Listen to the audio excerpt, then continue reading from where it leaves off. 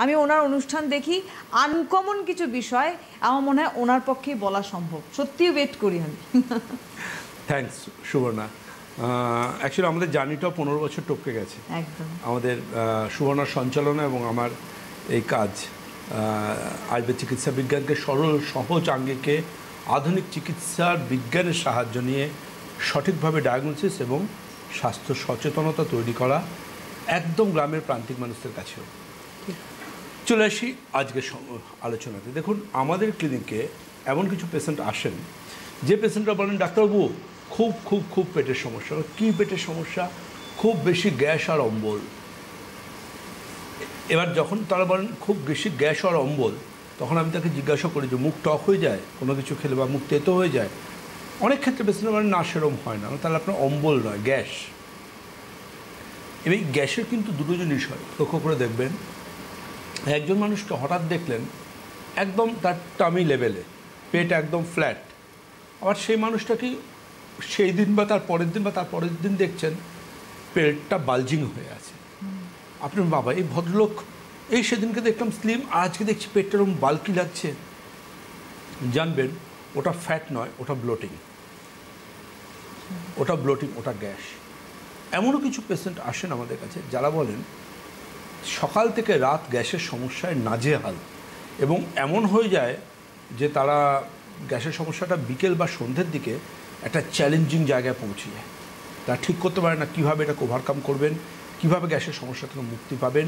ওপর পেটের এই জায়গায় খুব কষ্ট, এমনকি তাদের সোশিও ইকোনমিক লাইফস্টাইল ডিস্টার্ব হয়ে যায় এটার জন্য। তারা এটা থেকে ওভারকাম করতে পেরে ওঠেন না। অনেক কিছু চেষ্টা করে আমাদের কাছে পেশেন্টরা আসেন। পুরনো প্রেসক্রিপশান যখন দেখি, কেস হিস্ট্রি দেখি তো ওই সকালে খালি পেটে খাওয়ার ওষুধ, খাওয়ার পর সাদা বা গোলাপি রঙের দ্রবণ দুরাখা, এমনকি চারকোল সব কিছু খেয়ে নিয়ে এত রিপোর্ট সব কিছু নিয়ে আসেন।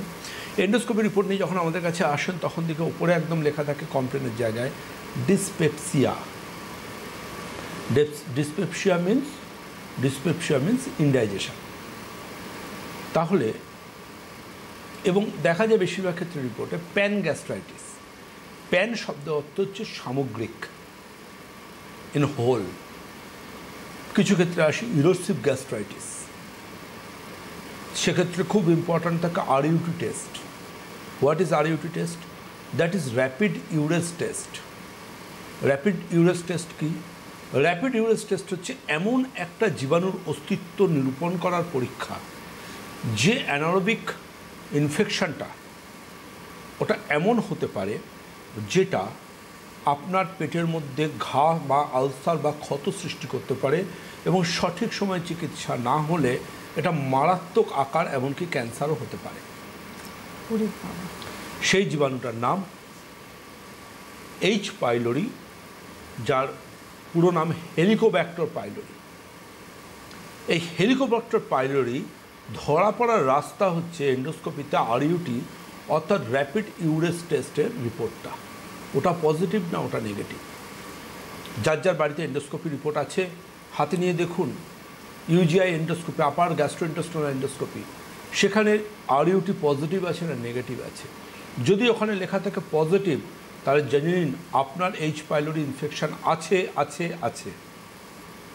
এবং এটাকে যদি আপনাকে সঠিক চিকিৎসা না হয়, আপনি যতই এন্ডোস্কোপি করুন, যতই কোলোনোস্কোপি করুন, আর যাই করুন, আপনি জেনে রাখবেন আপনি পেটের সমস্যা থেকে সহজে মুক্তি পাবেন না।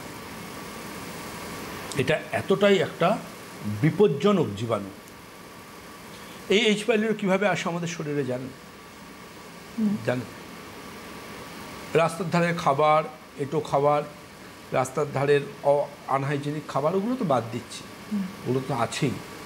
এইচ পাইলোরির শরীরে আসার অন্যতম জায়গা হচ্ছে মুখ, ওরাল। একজনের মুখে লালারস যদি আরেকজনের মুখে চলে যায়, এইচ পাইলোরি তার জন্য হাজব্যান্ডের হলে ওয়াইফের হয়ে যায়। লাভারদের মধ্যে একজনের এইচ পাইলোরি পজিটিভ হলে আরেকজনেরও হয়ে যেতে পারে। তার জন্য হাজব্যান্ডের এইচ পাইলোরি পজিটিভ হলে তার মিসেসেরও সম্ভাবনা থাকে এইচ পাইলোরি পজিটিভ হওয়ার, বা প্যারালি মিসেসের এইচ পাইলোরি পজিটিভ হলে হাজব্যান্ডেরও হতে পারে এইচ পাইলোরি।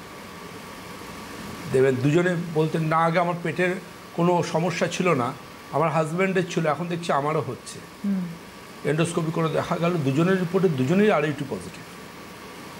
মেডিকেল সায়েন্স বলছে, ডক্টর দেবব্রত সেন নয়, মেডিকেল সায়েন্স আজকের রিসার্চ বলছে, কারণ আমি সবসময় রেফারেন্স আর রিসার্চের উপর গুরুত্ব দিই।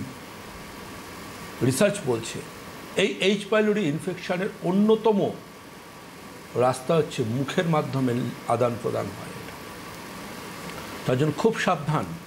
ভ্যালেন্টাইন ডেজের সব ডেগুলোই আনন্দ করুন, কিন্তু সাবধান হয়ে যান কিস ডে থেকে, কারণ ওই একটা দিনই আপনার শরীরের মধ্যে বাসা বাঁধতে পারে এই মারাত্মক অসুখটা, যে অসুখটায় আপনি জানেন না আপনার পার্টনার আদৌ এইচ পাইলোরিতে সাফার করেন কি করেন না।